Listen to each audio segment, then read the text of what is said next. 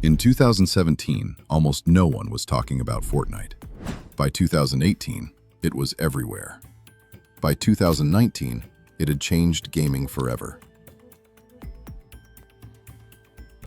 So how did a cartoon-style shooter become one of the most profitable entertainment products in history? And why did it eventually start losing players?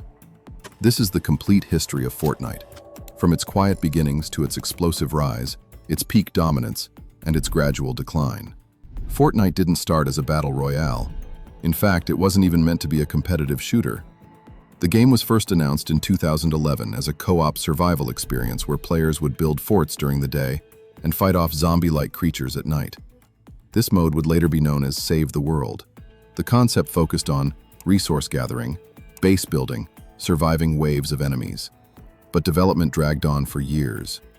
By the time Fortnite finally launched in July 2017, the gaming landscape had shifted, and traditional survival games were no longer dominating the conversation.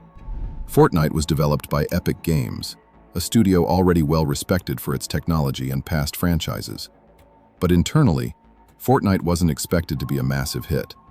It was viewed as a risky, experimental project, not the future of the company. What happened next changed everything. In early 2017, Battle Royale games were exploding in popularity. Epic Games made a bold and fast decision. They took Fortnite's core systems, shooting, looting, and building, and repurposed them into a new mode, Fortnite Battle Royale. It launched in September 2017, completely free to play. Within weeks, player numbers surged. Within months, Fortnite became a household name. Fortnite succeeded because it did multiple things differently, all at the same time. Free-to-play accessibility. Anyone could jump in instantly. No upfront cost, no commitment.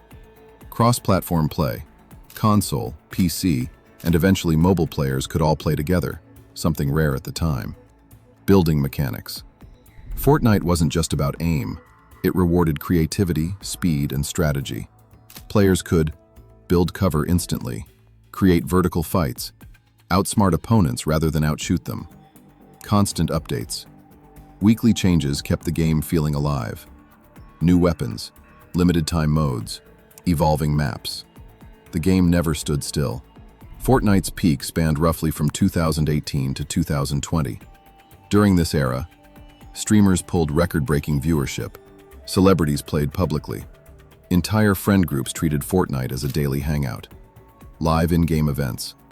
Fortnite introduced something gaming had never seen.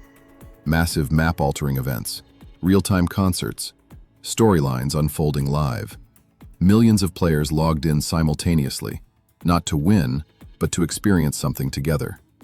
At its peak, over 350 million registered accounts worldwide, tens of millions of active daily players. Fortnite wasn't just popular, it was cultural. Fortnite didn't just succeed as a game, it redefined how games make money. The game was completely free to play. No paywalls, no advantages for spending money.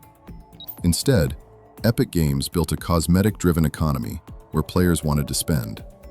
The cosmetic economy. Fortnite sold skins, emotes, pickaxes, backblings, battle passes. Nothing affected gameplay. The battle pass, typically priced around $10, became one of the most successful monetization systems ever. Dozens of cosmetic rewards, progression incentives, enough in-game currency to buy the next season's pass. This encouraged long-term engagement instead of one-time spending. Year-by-year revenue estimates. 2018, approximately $5.4 billion.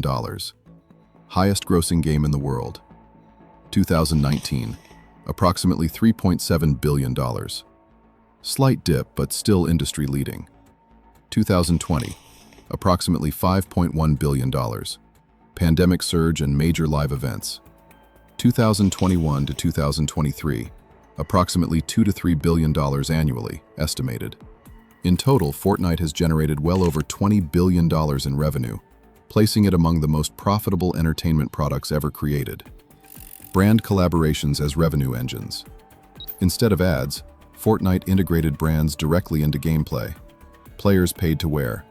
Superheroes, movie characters, anime icons, music artists. Fortnite became a digital fashion platform, a concert venue, a pop culture crossover hub. Each collaboration brought in new players and reactivated old ones. Why the model worked. Fortnite's financial success came from optional spending, social visibility, player self-expression. Players weren't buying power, they were buying identity. Fortnite also went all in on competitive play. Open tournaments, arena modes, and cash cups allowed almost anyone to compete. The Fortnite World Cup featured a $30 million prize pool, with the solo champion earning $3 million.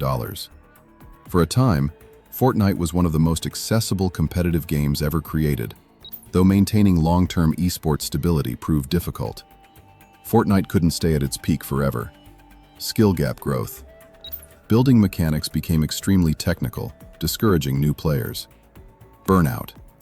Constant updates and meta shifts exhausted long-term players. Competition other shooters offered.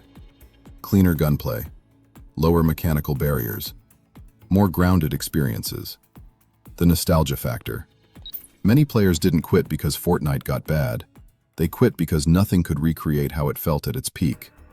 Fortnite isn't dead, it's evolved. Today it exists as a creative platform, a social space, a constantly expanding ecosystem.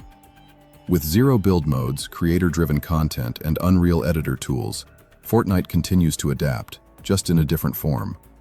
Fortnite proved something powerful. Games don't just have to be games. They can be events, they can be communities, they can be culture. Even if you stopped playing, you felt its impact.